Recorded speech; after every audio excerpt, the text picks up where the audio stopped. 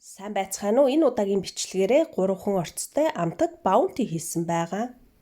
Орцонд маань 225 г кокосны өрмөг, 250 г шоколад, 240 г молоко орно. Бүх орцуудаа дор мэдээлэл тайлбар хэсэг давхар бичиж оруулсан байгаа. Ороод үзээрэй. Эхлээд кокосны өрмөгөн дээрээ молокогоо баг багаар хийгээд нийлтлэн сайн холино.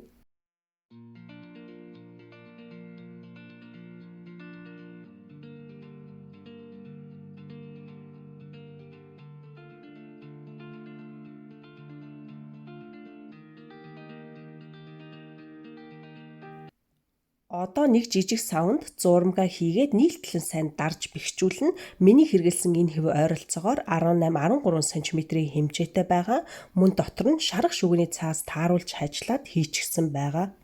Ингэж дарахдаа шилэн стаканы суураар нь дараад өгвөл илүү сайн бэхжинэ. Ийм болохоор нь хөргөгчний хөлдөгчөнд нь буюу мах зайрмаг хийдэг хэсэгтээ хийгээд ойролцоогоор 1 цаг байлгана. Ойролцоогоор 1 цагийн дараа шоколадаа халуун усны ууран дээр тавиад хайлуулна. Хэрвээ хайлуулсан шоколад маань бүрхэд хангалттай шингэн биш өтгөн байвал ойролцоогоор 2 амны халбаг кокосны дос хийгээд шингэлжиж бас болно.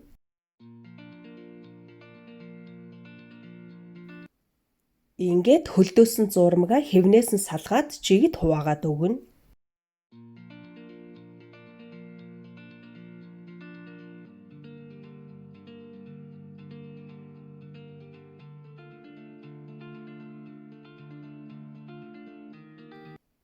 Одоо хайлуулсан шоколадандаа дүрээд ингээд жигд бүрнэ.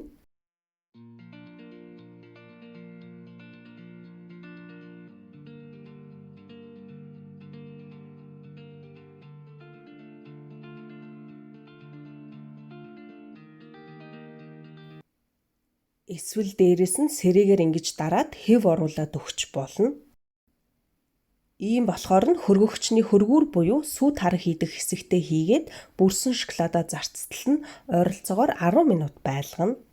Ингээд маш амархан аргаар хийсэн 3хан орцтой амтад баунти маань бэлэн боллоо. Амжилт хүсье. Дараагийн бичлэг хүртэл түр баяртай.